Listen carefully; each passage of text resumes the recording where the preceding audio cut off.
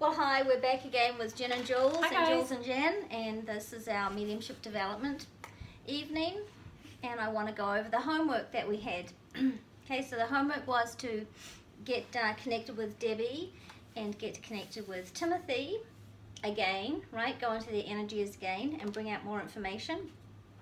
So I want you just to go in and tell me what you bought, what the story, or what they told you, and then go back. Then we'll go back in again, and I want you to use the three clairs, like clear sentience, clairaudience, and clairvoyance, with those exercises. Okay. So let's start. I'll just hand it over to you. Okay, so I will start with Timothy. And so this time I saw a more serious side of Timothy. Okay. Whereas before I didn't see so much of the military stuff. I saw a lot of like his extracurricular activities and stuff that he was with children and his own hobbies and stuff. So I picked up a little bit more information. So when I was actually going into these people, I thought, you know, in order to like channel Timothy, should I go in and actually reread all of Timothy's information? Is that going to help? But then I thought maybe it would skew me a little bit because then I would be picking up the same information. So I decided against that. Good. And so I just sat down, and then all of a sudden I saw Timothy's face, and then I thought, okay, here we go. So then we started from there. So you're not going into your mind then, you're just going directly into spirit, which is a really good thing. Okay, perfect. And so, like I said, I saw a more serious side to him. He was a very focused young man. Very focused young man. And I saw, I'm trying not to go into the clairs as I'm doing it. It's okay. So apparently that went with the job. He kept a lot of his emotions to himself. And Also, Timothy rode a motorcycle, and he did this because it cleared his head. He also liked the countryside for the same reason. And I did see a shared memory of the two of you, and I saw you guys playing board games, so it seemed like it was there was a lot of family around, and you could have been like maybe 12 years old, 11 years old. You had long hair, and you were wearing a green, I want to say a jumpsuit or some sort of like a green hoodie with a bit of detail on the front. I saw that he had big knuckles, big knuckle bones on his hands. He had quite big hands, and he was also wearing a ring with a crest on it or a symbol. Something that would represent either a school or like some sort of training, or it could be from the military. It was a ring. And so I don't know how to explain this. If I heard a word, how do I just say it? Anyways, I got the word brigadier. Okay. And I didn't know what that was. I actually thought it was a hat. But then when I looked it up, it is actually a ranking, a military ranking of an officer. Okay. And I also heard the band Stone Temple Pilots, and I felt like maybe this was a band that he really enjoyed. Okay. And this band is from a while ago. I meant to look it up and see. Okay. And then I also wasn't sure if he was an athletic person, but I saw him rowing. Okay. So I don't know if maybe he did that as just a pastime, because it didn't seem to be like, you know, a huge area of focus, but I did actually see him rowing, and I wrote that up there. All right. And then...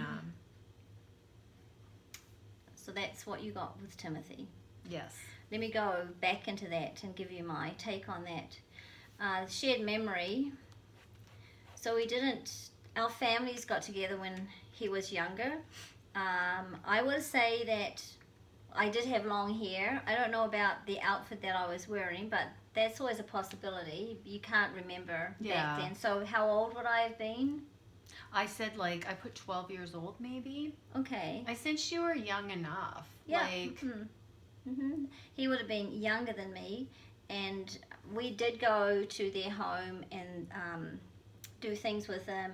So I could have been there, and you said something about playing a board game. I possibly could have played a board game. My memory doesn't go back that far, but I did have long hair as I was growing up. Okay, no, I don't know about the jumpsuit, and big knuckles. He had working hands, and so he was very strong.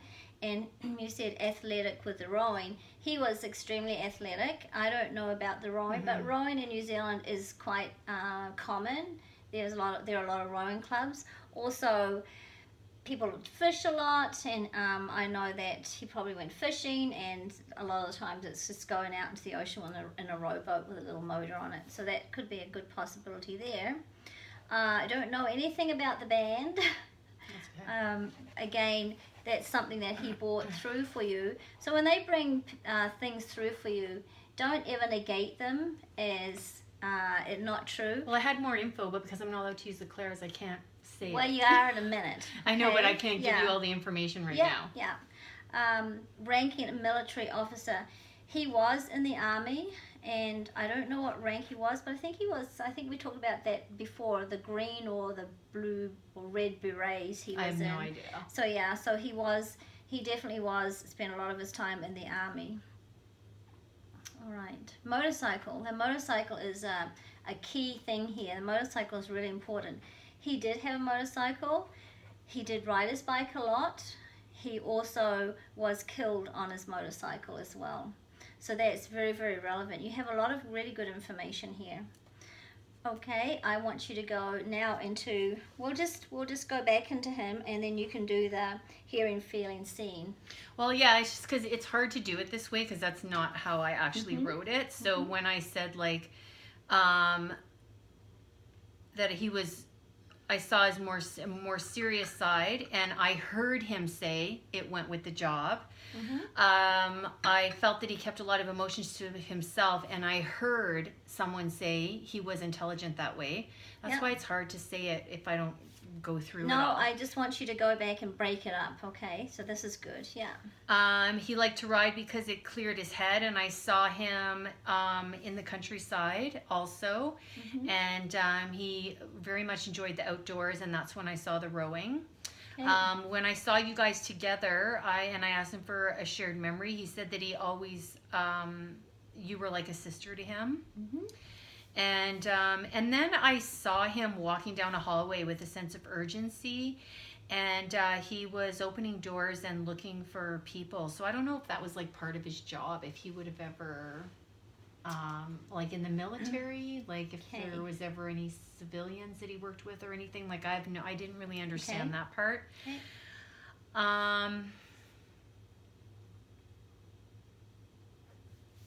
And the brigadier, I actually heard that in my ear. I just heard brigadier, because when I saw him with the ring on his finger, so I saw the ring and the crest or the symbol, and then they were kind of alluding to the fact that it was the result of some sort of training school or military.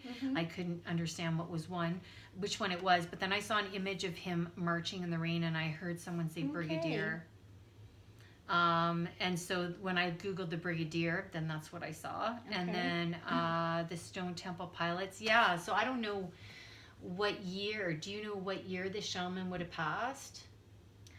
He would have passed. It was more than 20 years ago that he passed. So I don't know if the band was out then, 20 years ago. So we'll have to I feel like Stone Temple Pilots is like an 80s band. Okay.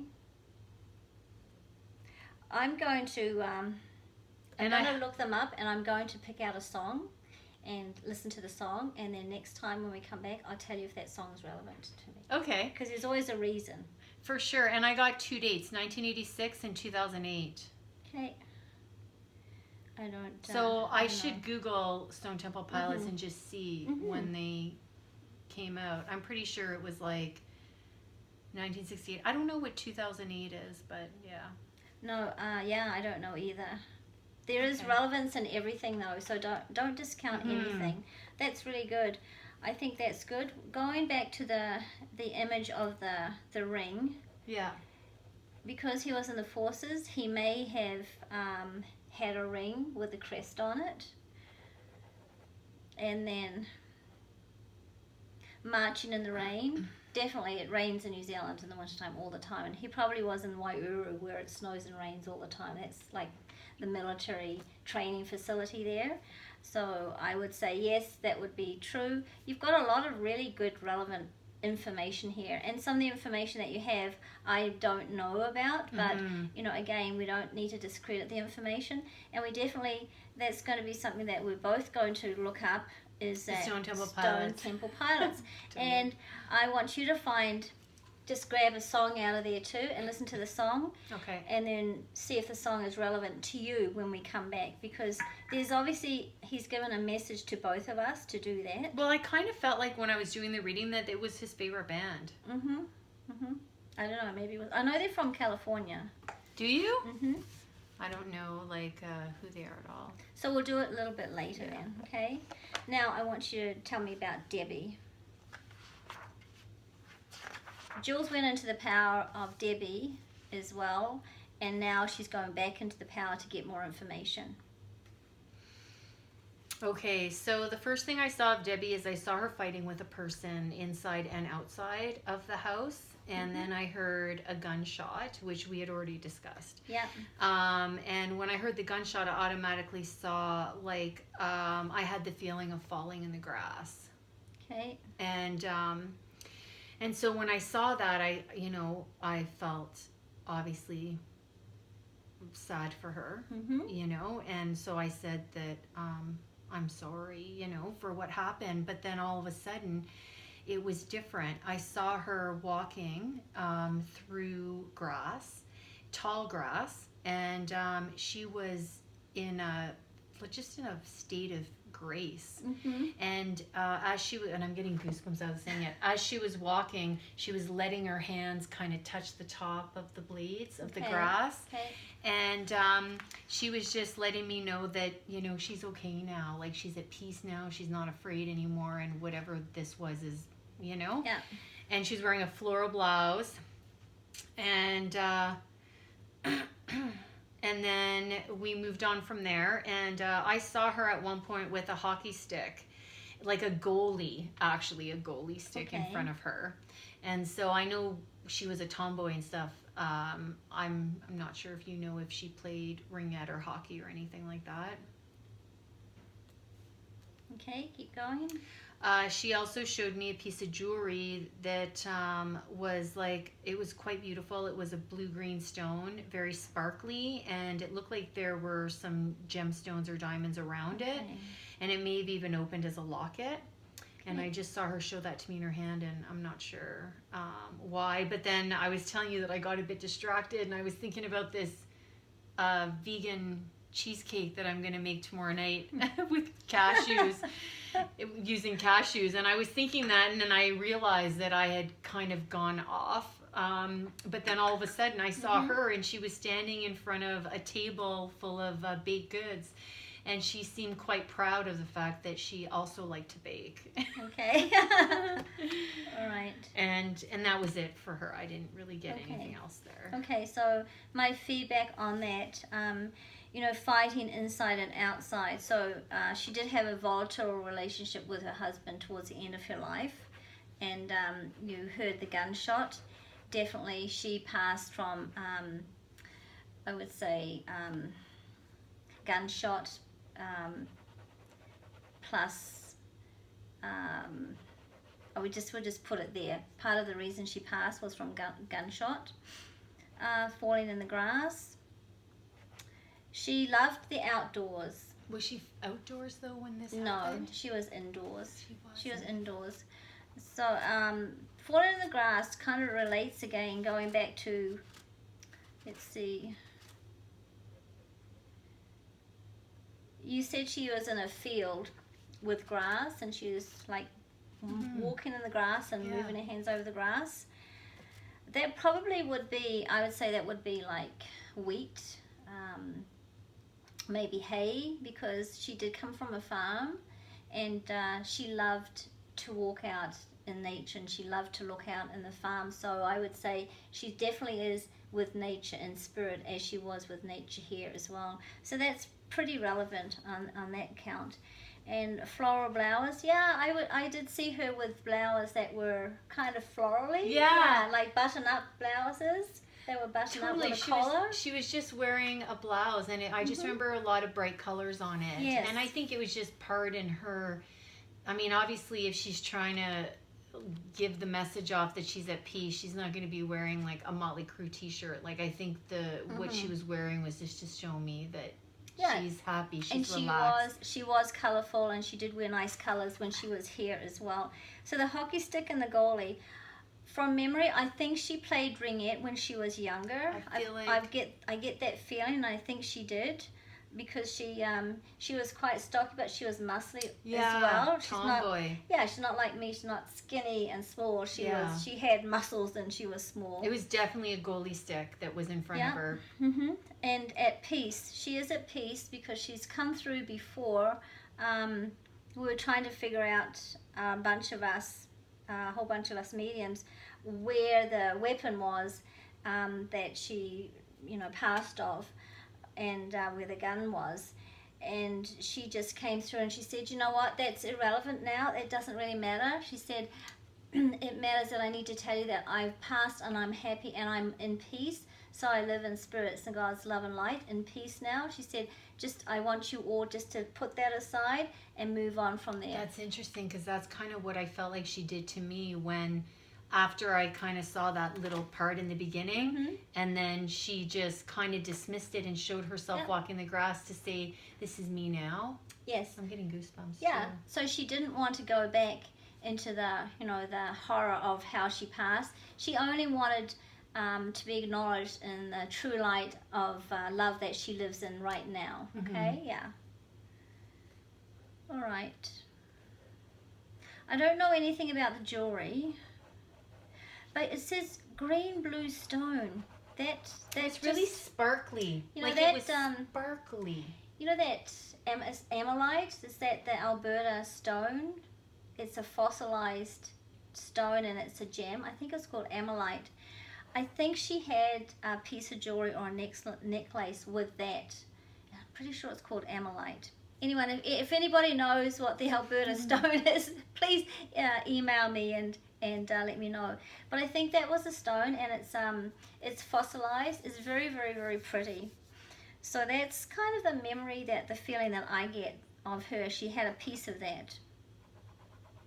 Oh, the baked goods. Absolutely. She was the best baker in the community. She used to sell her baked goods, and she baked pies and so funny. Jams. She was fantastic at baking jams and preserves. Like, it's all coming back now. Okay, thanks, Debbie. I saw her standing at a table with all these desserts, and she was so proud of it. And it's funny because I don't know if maybe she was telling me this and then I thought of my cheesecake, or I thought of my cheesecake and then she decided that we had a common thing where we both like to bake. I don't really know how it came about. No, definitely. She was an excellent baker, and she made all these preserves, and she spent a lot of time baking. She was great. So she was well known in the community for her baking and for her preserves as well. That's awesome. And her jams. She had such good jams. Oh, wow.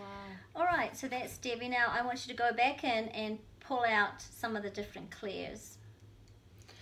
Okay, so when I saw her fighting with the person inside the house, I actually saw that. And when I heard the shot, I didn't hear the shot, I felt the shot. Okay. And then when I saw her falling on the grass, I felt myself falling on the grass. When I saw her walking through the grass, I definitely saw her walking. Like, it was like a picture clear as day, and I felt that she was just really peaceful. Like, if she was making me peace, like, I felt at peace watching her. Yeah. You know? Okay. And same with the floral blouse. I saw, like, it was all what I saw. The hockey, I saw it with clearly in a picture, and same with the jewelry. The baking, it was a mix of clairsentient and clairvoyant, because I saw her standing by the table, but I felt that she had made these desserts and that she was quite proud of them. Okay. Okay, all right. So, what about clairaudience? What did you hear? You heard Nothing you with didn't her. hear anything with her? No. Okay, so you're working with clairvoyance and clairsentience with her, and with Timothy, you were working with the three clairs. For sure, because I heard like the brigadier. I Yeah. heard that when I said he kept his emotions to himself, and someone said he was intelligent that way, meaning that's what made him so good at his job, is he was able to, you know, he was just like a grounded, focused person. Yeah. Okay. Most mediums use hearing, feeling, and seeing. Those are the three most common clairs that are used. Hearing, feeling, seeing. What's the other ones? Hearing, feeling, seeing.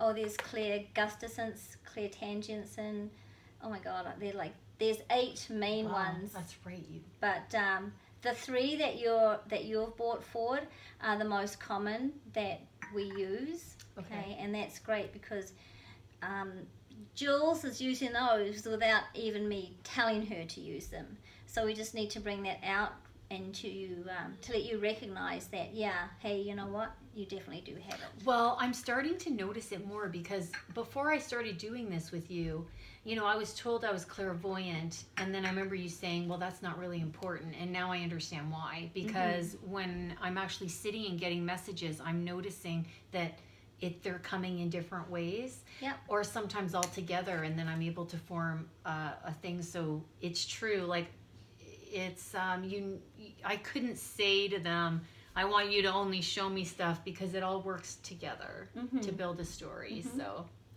yeah. And we had talked about being empathetic before. That was in the last session, with what Spirit had given you, like just to step back a little bit. So clear empathy is very important, but with clear empathy, you definitely need boundaries, and you do have those boundaries, and they're getting stronger. So you can be empathetic to somebody, but you don't need to take on that feeling. I don't have to cry for them. They can cry for themselves. Yeah, they definitely can cry for themselves. So that's really good. You've done really well on those 2 exercises. Now I just want you to go back into, all right, tell me about, I know you told me last time when you brought your spirit guides in how they felt, and I want you to just to go one step further now and just say, sitting there. How do you feel sitting there? Do you feel like you need to just get up really quickly, or are you struggling to sit in the power with Spirit? Like, how is that working for you? Well, once Spirit comes through, then then I'm able to focus, and it all goes quite quickly. Yeah. It's just initially getting to that stage. So I sat with Rodney recently, and he was just there, and I just saw him. Like, I'm starting to see them more. And Rodney's your healing guide. Yes, yeah. Rodney's the healing guide. And so usually when I sit with them, they do come right away. It's usually a visual thing that I'll see, and then it's just a mix right after that. It could be clairsentient, it could be clairaudient, clairvoyant. It's all different, but initially I will kind of see them just to know who I'm speaking to. Okay, good. Okay, that's really good. Rodney is a very, very powerful guide for you. Yeah. And how do you feel about him? You know, it's funny. I don't know much about him. I haven't worked with him much, but I do think that if I'm accurate in anything, it's usually I can feel how a person passed. Okay. And it's usually because I work with him, and he's a healer, so he helps me to feel it in my body. So I've been meaning to sit down and work with him a bit more. All I know is that, you know, he's my healer guide. He's like a huge gladiator. He's like a big, I just remember he's like such a big person, and he has always these large hands. So this morning I sat into it a little bit, and I talked to him and told him that I want to work with him a bit more, because I really want to work on identifying how people have passed, and maybe even identifying like illness in the body and stuff for living people. Okay. So when I saw him this time, so I said, I want to get to know you better. And so he's a giant, actually.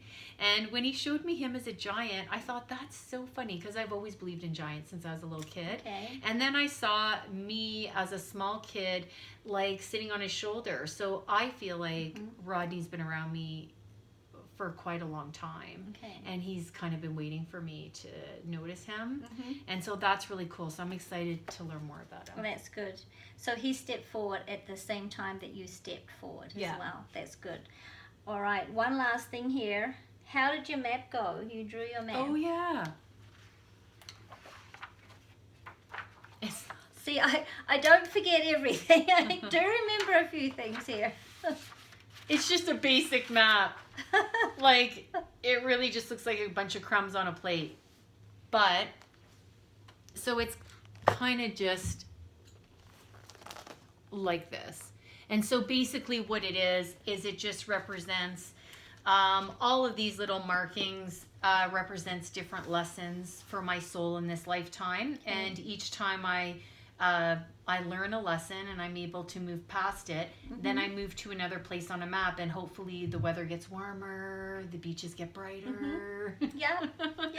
And then before I know it, I'm sitting in paradise. That would be fantastic. I think I would like that too. Can I come along for the ride? Totally. But I don't know. I mean, you might ruin my moving, so you and I may be stuck in like Oklahoma for a month because there's something you got to figure out. Yes.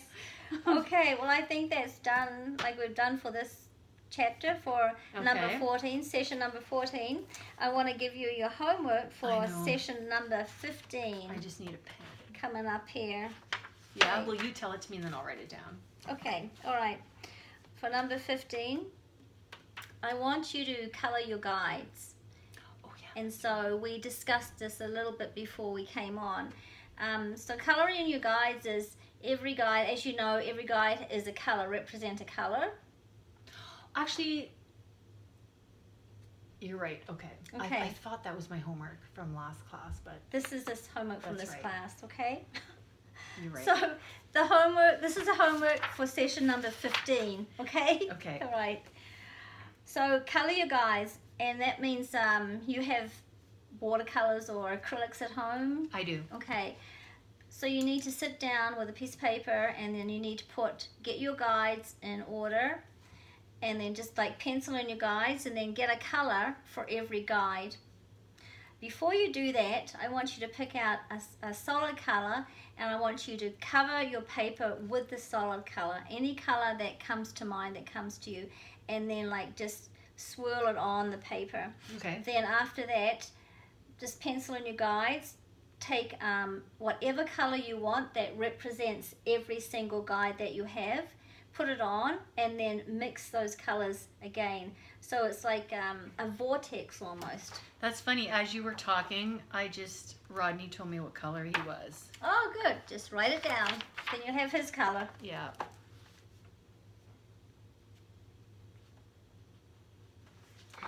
And then when you come back, I want you to bring the picture with you so we can show everybody the picture. Then I want you to explain each color and what each color means to that guide, okay? What is representative of that guide with the colors. So it sounds really simple. It is simple, but there's a lot of detail in this as well. So that would be that part one, and then another part would be I want you to just review Arthur Conan Doyle a little bit. Okay. Go into him, just read about him. You know, you need to read about the history a little bit of the past spiritualism and how the spiritual, I guess, how it came to be, the culture of spiritualism. And this is good because it just kind of gives you a bit of an insight of where we came from and where we're going to. So things have really changed from his day to this day. It's more accepting this day. So kind of the spiritual movement. Yeah, just on him, just a little bit of debriefing with me when you come back, okay? Yep. It's just a light touch on him. And I think we're done for tonight. So coloring my guides, and then Arthur Conan Doyle, and then should I do any of the others? Any of the other mediums? Any of the other people that I was working on? You know what? You can bring their colors through as well. If you want to bring Timothy's color through, and Debbie's color through on a separate piece of paper. Yeah, you Yeah. want me to do that? Yeah. Okay. Yeah. You can do it like Debbie's color on one piece, Timothy's on another, and see what else comes up with them. You'd be surprised what comes up with them. So that would be like the third exercise then. Okay.